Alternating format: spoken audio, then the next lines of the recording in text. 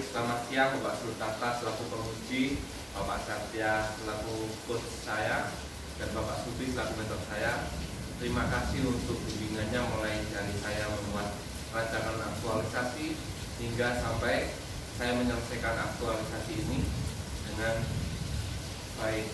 Nah, perkenankan saya untuk menyampaikan hasil dari aktualisasi selama proses habituasi di unit kerja yang berjudul peningkatan kemampuan siswa dalam memahami materi drama menggunakan media wayang pada mata pelajaran bahasa Indonesia untuk siswa kelas 6 di Sekolah Dasar Negeri Purworejo 4 Kabupaten Lumajang.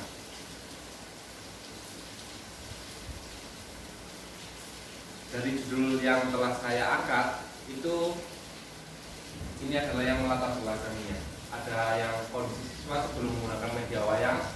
Banyak siswa yang belum dapat berkomunikasi dengan baik dan kurang lancar. Jadi banyak sekali di sekolah dasar sini, terutama di siswa saya, yang berkomunikasi kurang baik, menggunakan bahasa Indonesia yang kurang baik. Oleh karena itu saya mengangkat judul seperti itu tadi. Hal ini dikarenakan penggunaan bahasa Indonesia masih belum dominan dalam kehidupan sehari-hari. Tentunya itu juga dapat mempengaruhi dari tingkat dialog siswa antara siswa satu dengan yang lain.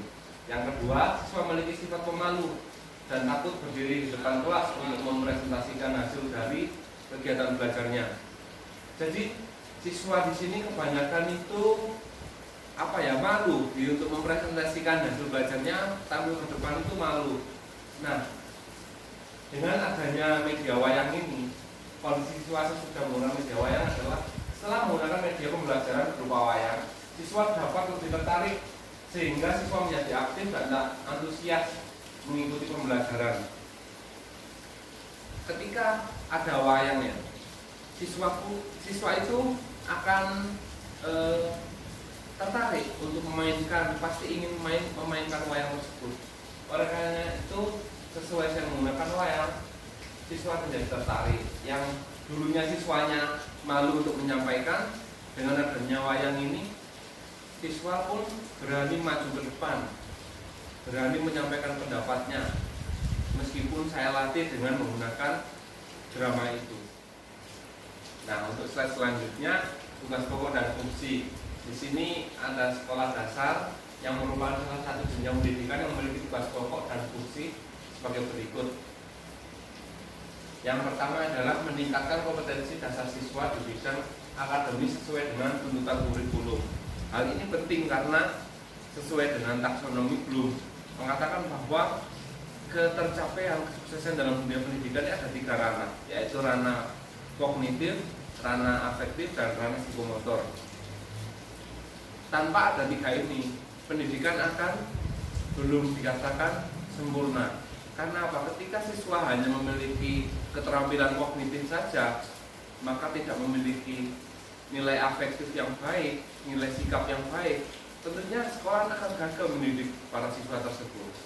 Oleh karena itu, sekolah dasar sebagai lembaga yang di dalamnya ada guru, ada tenaga pendidik yang lain, itu harus menyukseskan pendidikan di dalam kegiatan pembelajaran. Yang kedua, mengembangkan potensi intelektual, moral, dan spiritual siswa. Ini penting sekali.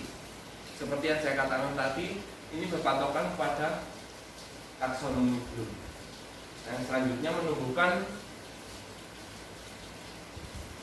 potensi sosial dan kebangsaan siswa.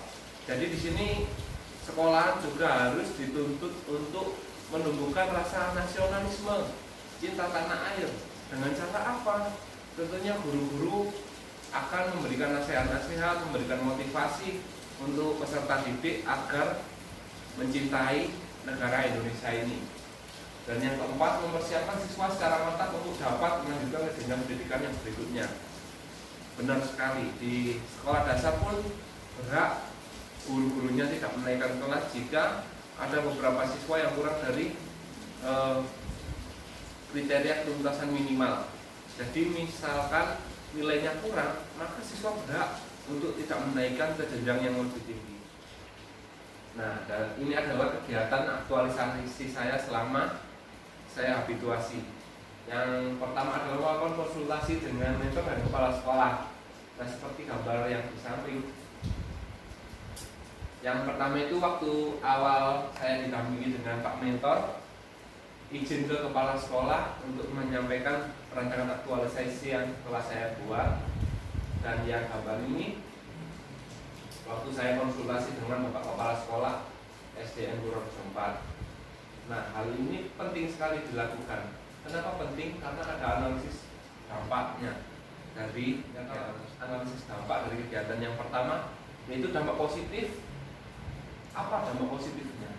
Dengan adanya konsultasi antara guru dan mentor akan lebih memudahkan kegiatan aktualisasi karena guru telah mendapat bimbingan, arahan, dan saran dari mentor serta adanya tanggung jawab dari guru maupun pihak sekolah untuk melakukan aktualisasi sehingga kegiatan aktualisasi dapat berjalan dengan baik.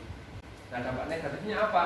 Jika kegiatan konsultasi tidak dilakukan, maka akan menghambat kegiatan aktualisasi karena kurangnya komunikasi antara guru dengan pihak sekolah lainnya. Nah, untuk slide selanjutnya di sini kegiatan 2 yaitu menyusun rancangan pelaksanaan pembelajaran atau RPP. Dalam pembelajaran tentunya ada RPP dan analisis dampaknya adalah lanjut. Nah, dampak positifnya adalah dalam kegiatan menyiapkan rencana pelaksanaan pembelajaran diperlukan komunikasi antara guru yang satu bidang. Selain itu juga merujuk pada silabus sehingga dalam proses pembelajaran sudah lebih terarah dan teratur dan kondusif. Hal ini penting karena tanpa adanya RPP, guru akan menyampaikan tidak sesuai dengan apa yang sudah dipersiapkan. Dampak negatifnya, jika dalam kegiatan menyiapkan rencana pelaksanaan pembelajaran tidak sesuai dengan silabus dan tujuan pembelajaran, maka saat proses pembelajaran tujuan tidak akan tercapai dengan baik karena tidak mengetahui apa standar kompetensi, apa indikatornya. Kegiatan selanjutnya, kegiatan 3.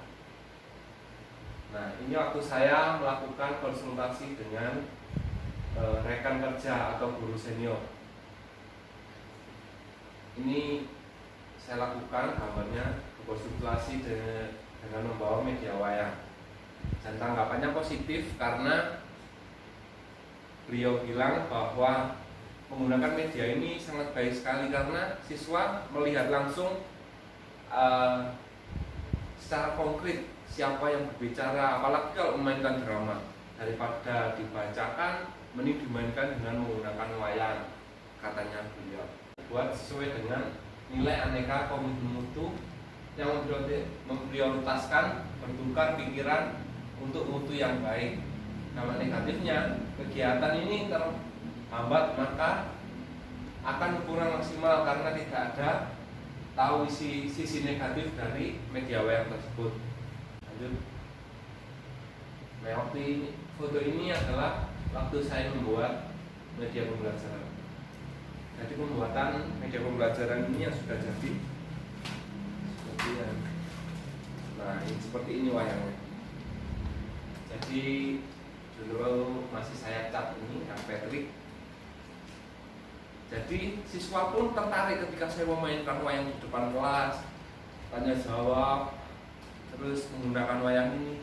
Siswa akan lebih tertarik daripada saya berbicara terus bermonolog di depan kelas, maka siswa akan bosan.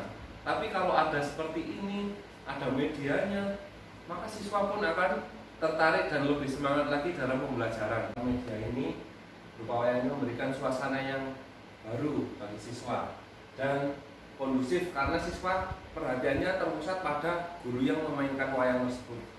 Nah, dampak negatifnya dalam pelaksanaan kegiatan ini memerlukan waktu yang cukup lama karena mempersiapkan wayangnya terlebih dahulu, harus menceritakan dengan sampai selesai. Tentunya itu membutuhkan waktu yang cukup lama. Lanjut. Nah, kegiatan yang kelima ini saya lakukan penyusun drama. Yang di sana adalah untuk saya waktu menyusun naskah drama, yang ini adalah naskah dramanya. Lanjut.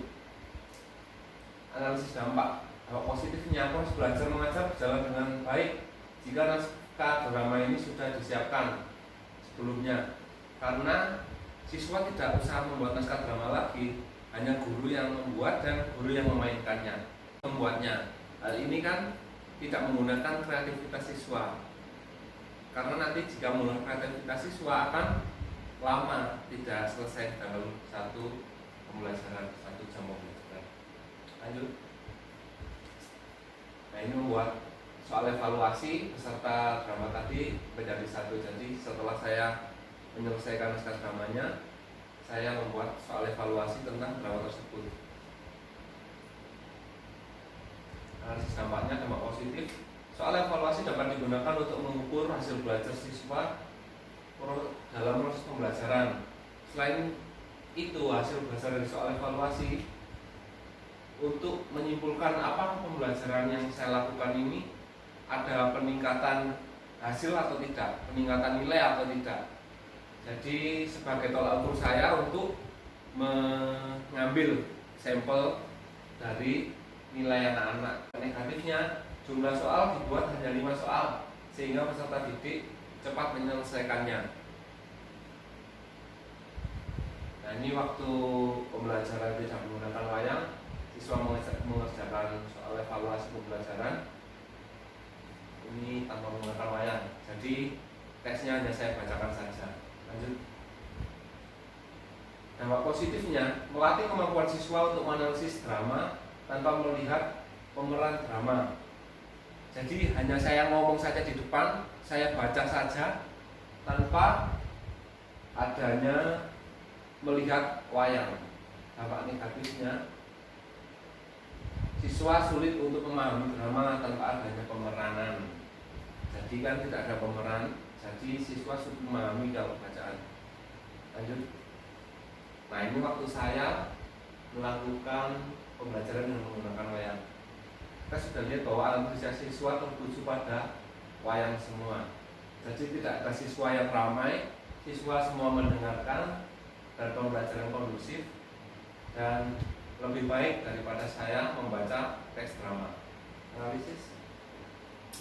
Dampak positifnya, kegiatan belajar menggunakan media pembelajaran berupa wayang akan memberikan suasana yang kondusif, di mana siswa juga akan ikut berperan memainkannya. Jadi siswa nanti juga ikut memainkan wayang tersebut dengan cerita yang mereka buat yang sederhana saja, hanya memainkan di depan dengan menggunakan bahasa Indonesia yang baik sesuai ejaan yang disempurnakan dan kata-kata yang baku. Dampak negatifnya, dalam kegiatan pembelajaran menggunakan media menggunakan waktu yang banyak sekali, sehingga guru harus bisa mengatur waktu dengan sebaik mungkin. Nah, ini waktu siswa memainkan wayang-wayang yang sudah saya sediakan. Jadi siswa saya suruh maju, jadi satu persatu, setiap kelompok ada 4, jadi majunya 4-4. Nah, ini gambar contoh. Lanjut.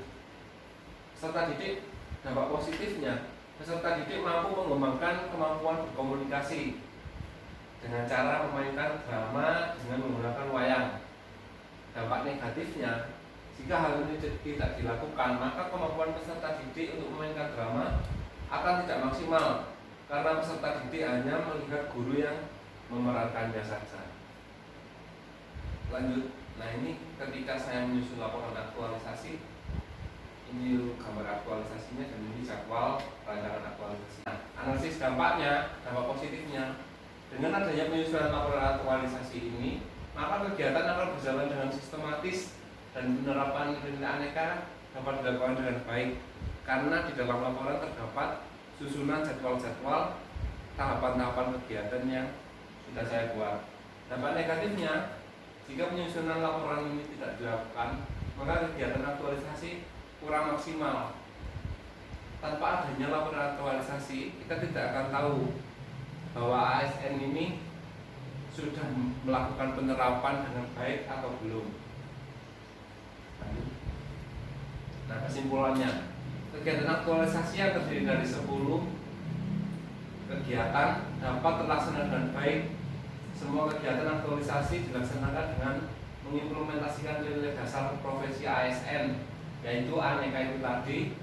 Dengan kegiatan aktualisasi ini, guru sebagai ASN mampu melakukan tugasnya sebagai pelayan publik, terutama dalam proses pembelajaran di Sekolah Dasar Negeri Purworejo 4. Kegiatan aktualisasi yang dilakukan guru tersebut menjadi salah satu pilar mewujudkan visi misi di Sekolah Dasar Negeri Purworejo 4. Nah, demikian yang bisa saya sampaikan dalam presentasi ini. Apabila ada kesalahan atau salah-salah kata, saya mohon maaf. Dan untuk saran dan tanggapan Bapak penguji, Bapak mentor dan coach bisa diberikan waktu ujian nanti. Terima kasih, selamat siang.